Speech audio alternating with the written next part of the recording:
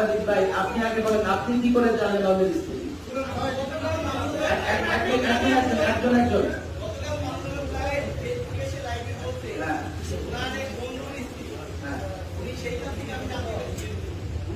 আপনি একটু ছোট্ট শব্দ সাথে লাগান।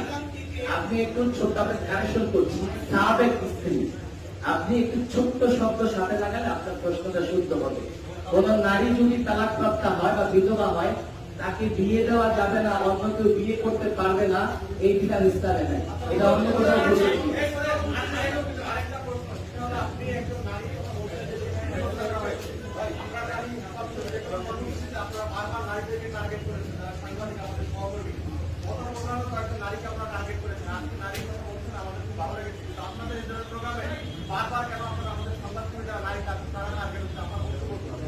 অত্যন্ত সুন্দর প্রশ্ন। নারীদের টার্গেট হচ্ছে, এটা কোনোভাবেই আর সত্যতা নেই।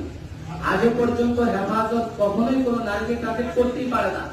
আমরা নারী অধিকারে বিশ্বাসী, আমরা নারীর মর্যাদায় বিশ্বাসী। আমরা মনে করি মর্যাদার দিক থেকে একটা নারী কোনোভাবেই কোন পুরুষের চেয়ে কম নয়।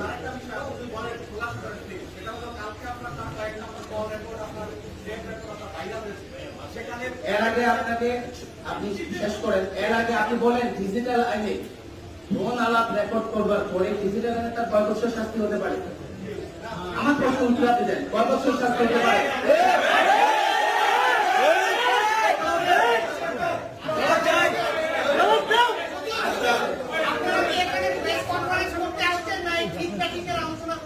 চুপ করেন,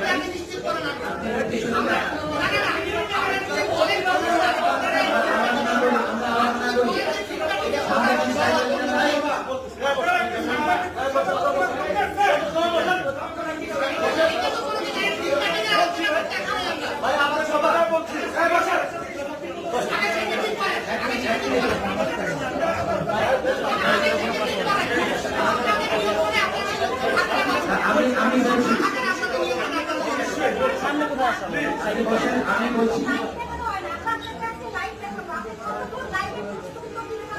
নিউজ টোয়েন্টি ফোর, আপনি বসেন, আপনি বলছি শোনেন, এই যে ফোন আলাপ রেকর্ড হচ্ছে, সামনে বসেন, আপনি কথা বলছেন, এই যে আমি ফোন আলাপ নিয়ে কথা বলছি, এই যে ফোন আলাপ গুলো ফাঁস হচ্ছে, প্রথম কথা হচ্ছে যারা এই ফোন আলাপ মানে এডিট করে, কাটসাট করে বা বানিয়ে ফাঁস করছে, আমরা তাদের বিরুদ্ধে আইনি ব্যবস্থা নেব। যখন আমরা তাদের বিরুদ্ধে আইনি ব্যবস্থা নেব, তখন এরপরে আপনারা আমাদের জিজ্ঞেস করবেন যেটার সত্যতা কতটুকু। আমরা চ্যালেঞ্জ করে এগুলোকে আইনি ব্যবস্থা নেব। এগুলো আইন বিরোধী এবং এগুলো শাস্তিযোগ্য অপরাধ। হেফাজতে ইসলাম রাজনীতি করে না, গদি দখলের জন্য চেষ্টাও করে না। তবে হেফাজতের সঙ্গে কেউ যদি সংঘর্ষে লিপ্ত হয়, তার গদি টিকবে না, গদিটা থাকবে না।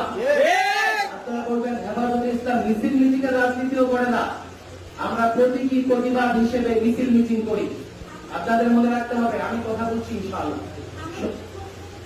আমি প্রশ্ন শুনবো আপনাদের।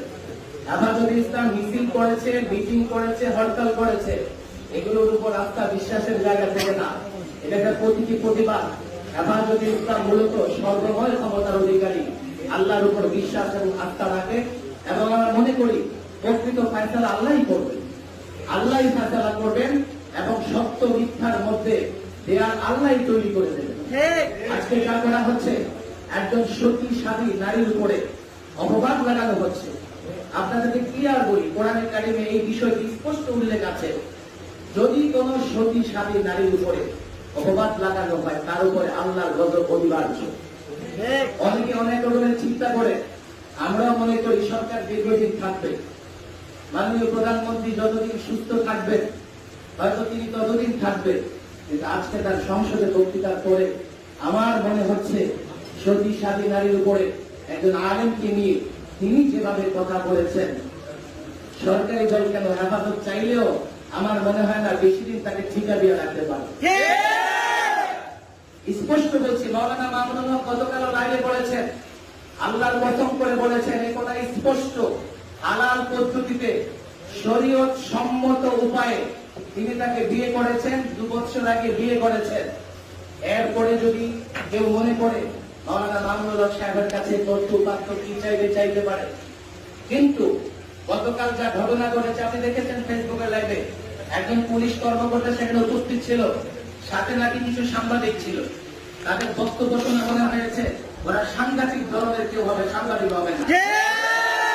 ওরা দেখেন কি করেছে, যদি আমি ধরে নিলাম মামুনুল হক সাহেব সেখানে গিয়েছেন, তাকে সন্দেহ করেছে প্রশাসন, তাকে আটক করবে, যে বিষয়ে সন্দেহ করেছে জিজ্ঞাসাবাদ করবে, প্রয়োজনে তাকে থানায় নিয়ে আসবে। 10টা মোবাইল একসঙ্গে লাইভ দিয়ে তাকে আক্রমণ করা, একজন পর্দানিশী নারীর পর্দা খুলে দেবার, হিজাব খুলে দেবার জন্য তার দিকে তেড়ে যাওয়া, একসঙ্গে 10 জন 20 জন যুবক তাকে আক্রমণ করা, এটা কোন ধরনের, এটা কোন ধরনের সাংবাদিকতা? আমি জানি সেগুলো সাংবাদিক ছিল না, আমি জানি সেগুলো সাংবাদিক ছিল না, কারণ সাংবাদিকদের আচরণ এমন হতে পারে না। সাংবাদিকরা কখন আসবে? পুলিশ তাকে আটক করেছে, তার বিরুদ্ধে অভিযোগ করেছে, সাংবাদিকরা এসে তার বক্তব্য দিতে পারে। সাংবাদিকদের কারো কাছে কাবিননামা চাইতে পারে না, কেউ কাবিননামা নিয়ে কোথাও ঘুরতে যায় না। সাংবাদিকরা তারা সাংবাদিক নয়, এবং তারা লাইভে সেগুলো বলেছে। একজন সে পরিচয় দিয়েছে, সে থানার ছাত্রলীগের সভাপতি, আরেকজন পরিচয় দিয়েছে সে ওই থানার যুবলীগের সভাপতি। এই ঘটনাগুলো তাদের ক্যামেরায় এবং নারায়ণগঞ্জের কিছু অনলাইন আমরা দেখেছি, অনলাইন নিউজ পেপার, হয়তো নিউজ পোর্টাল, তাদের যে ফেসবুক পেজ আছে সেখান থেকে আমরা প্রকাশ্যে দেখেছি এইভাবে তাকে হেনস্থা করা হয়েছে। সেখানে যদি প্রশাসন কিংবা সাংবাদিক ভাইরা কোনো তথ্যের জন্য যেতেন, তাহলে এতটা মারমুখী আচরণ, এতটা হেনস্থা একজন আসামি করতে পারেন না, একজন পর্দানিশী নারীর দিকে এভাবে তেড়ে যেতে পারেন না। সেখানে তো হাজার লোক ছিল না, একা মামুনুল হক সাহেব ছিল, সেখানে তার সঙ্গে তার স্ত্রী ছিল। স্পষ্ট বক্তৃতা দেওয়ার পরেও সন্ত্রাসী কায়দায় তাকে হেনস্থা করা হয়েছে। গোটা জাতি দেখেছে, গোটা জাতি দেখেছে। এটা কত বড় নির্লজ্জ এবং বেহায়াপনা হতে পারে যে একজন নারীর দিকে, আসলে নারী অধিকারের কথা বলা হয়, একজন নারীর চরিত্র নিয়ে এইভাবে জাতীয় সংসদে কি করে বক্তৃতা রাখা হয়, কি করে আমি বুঝি না, কি করে জাতীয় সংসদের মতো একটি পবিত্র জায়গায় একটি নারীর চরিত্র নিয়ে এভাবে কথা বলা যেতে পারে, যে কি ধরনের বক্তব্য হতে পারে। সাংবাদিক বন্ধুগণ, সম্মানিত উপস্থিতি, আপনারা সকলেই জানেন কালকে কি ঘটেছে। আজকেও মামুনুল হক সাহেব স্পষ্ট লাইভে এসে বলেছেন, এবং তিনি বোবাহালা বলে, এটা আপনারা বুঝবেন না, তিনি স্পষ্ট বলেছেন, আমি যদি মিথ্যুক হয়ে আমার কথায় আমার উপর যেন আল্লাহর গজব পড়ে, চ্যালেঞ্জ গ্রহণ করুক ক্ষমতাসীনরা, তারা যদি মিথ্যুক হয় তাদের উপর যেন আল্লাহর গজব পড়ে। আল্লাহর কসম করে বলি, আপনাদেরকে ভয় দেখানোর জন্য না, আমার বিশ্বাসের জায়গা থেকে বলি, হযরত ইউসুফ আলাইহিস সালামের উপরে চারিত্রিক অপবাদ লাগানো হয়েছিল, হযরত মূসা আলাইহিস সালামের উপরে নমরুদ কারণ চারিত্রিক অপবাদ দিয়েছিল, কারণ হযরত মূসা আলাইহিস সালামের উপরে, কারণ কি আল্লাহ তাবারক ওয়া তাআলা গোটা বডি মাটির নিচে দাবিয়ে দিয়েছে। একজন নারী যখন বেজিত হয়, একজন নারী যখন কলঙ্কিত করবার চেষ্টা করা হয় নারীকে, তার আত্মা এতটা কষ্ট পায়, তার অন্তর এতটা ব্যথিত হয়, আল্লাহ তাবারক ওয়া তাআলা তার সেই আহাজারি, রোনাজারি, তার সেই ডাক কখনো ফিরিয়ে দেন না। এই জন্য আমার ভয় হয় আমাদের কিছু করতে হবে না, আল্লাহর গজবে ষড়যন্ত্রকারীরা ধ্বংস হয়ে যাবে নিশ্চয়ই। ইসলাম বাহ্যিক শক্তিতে বিশ্বাস করে না, তারা রাতের বেলায় উঠে শুধু দিনের বেলায় মিছিল করে না। আমাদের কোন ব্যক্তিগত স্বার্থ নেই, রাজনৈতিক স্বার্থ নেই, দেশের জন্য, দেশের কল্যাণের জন্য আমরা কথা বলি, আর রাতে উঠে দোয়া এবং কান্নাকাটি করি। আমরা বিশ্বাস করি আল্লাহ যা চান তাই করতে পারেন। অবশ্যই আল্লাহ তাবারক ওয়া তাআলা সত্য এবং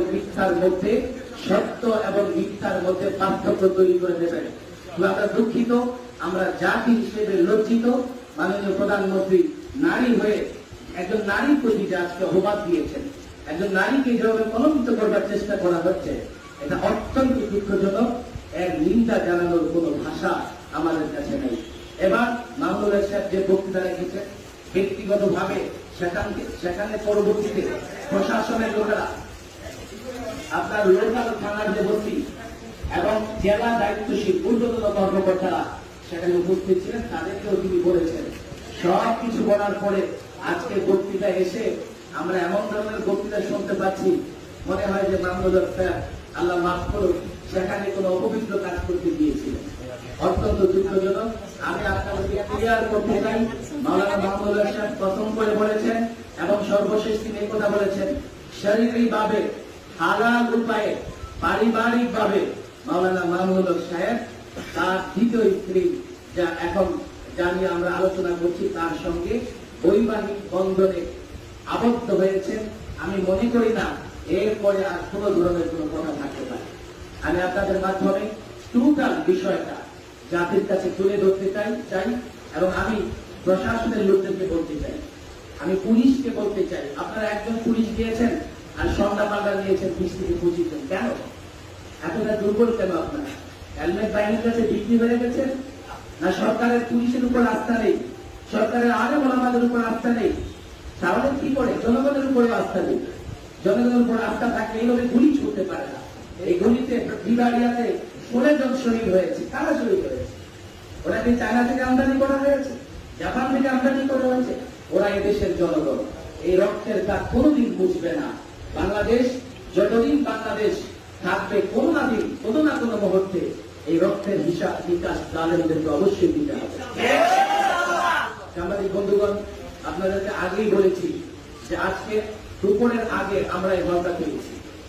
অনেক চেষ্টা করে কাল থেকে কোথাও আমরা প্রোগ্রাম করবার সুযোগ পাইনি এবং আমরা প্রকাশ্যে প্রোগ্রাম এই জন্যই করিনি যেহেতু আগামীকাল ভোর থেকে লকডাউন শুরু হচ্ছে। তাছাড়া এই মুহূর্তে আমরা প্রকাশ্যে প্রোগ্রাম করতে চাইনি, নাহলে আজকে যদি গতকাল যে একটার জন্য ঘটনা ঘটিয়েছে সরকার দলীয় অঙ্গ সংগঠনের নেতারা, আজকে বাংলাদেশে কমপক্ষে ঢাকায় 5 লক্ষ লোকের সমাগম এবং একজনের হেফাজতে ইসলামের 5 ঘন্টাও অপেক্ষা করতে হতো না। আমরা চাই না, আমরা কোনোভাবেই সংঘাতে জড়াতে চাই না। আমরা শান্তি শৃঙ্খলায় বিশ্বাসী, আমরা শান্তি প্রিয়। আমরা এখনো প্রশাসনের উপর আস্থা রাখতে চাই, তাদেরকে তাদের বিবেক বোধ আমরা জাগ্রত করতে চাই, তাদের মানবতা বোধ আমরা জাগ্রত করতে চাই। এভাবে দেশ চলে না। একজন প্রশাসনের লোক থাকবে আর সঙ্গে 20-25 জন সন্ত্রাসী থাকবে, আবার কেউ নিজেকে সাংবাদিক পরিচয় দেবে অনৈতিকভাবে। আমি যদি কোনো অপরাধ করি, অন্যায় করি, দেশের আইনের উপর যদি সরকারের আস্থা না থাকে, পুলিশ বাহিনীর উপরে যদি সরকারের আস্থা না থাকে, আমি জানি না এই দেশটা কিভাবে চলবে। এই দেশটা কিভাবে চলতে পারে? বেশি দিন চলতে পারে না। তবে এখনকার যে অবস্থা, এটা ইনশাআল্লাহ ওয়াফাদা হবে। আল্লাহর কসম করে বলছি, অবশ্যই আল্লাহর কাছে তাদের জবাব দিতে হবে। একজন সতী নারীর উপরে অপবাদ দেয়া আল্লাহ কোনদিন বরদাস্ত করেন না, আল্লাহ কোনদিন বরদাস্ত করেন না। আপনাদের মাধ্যমে সরকার প্রধানকে আমি তাওবা করবার আহ্বান জানাবো। আপনি ভুলে আছেন, কোন তথ্যের উপরে নির্ভর করে আপনি এগুলো বলেছেন। আমি আশা করব যে আপনার বক্তব্য থেকে ফিরে আসবেন। আমরা আবারও বলি ভাই সাংবাদিক ভাইয়েরা, আপনারা মনে করবেন না যে হরতাল মিটিংয়ে আমাদের মূল আন্দোলন। আমাদের মূল আন্দোলন হচ্ছে আল্লাহ তাবারক ওয়া তাআলার কাছে রাতের দোয়া এবং কান্নাকাটি করা। যে কান্নাকাটির দোয়া কখনই বিফলে যায় না। মাহে রমাদান আসতেছে, আমরা পাপি, আমরাও গুনাহ।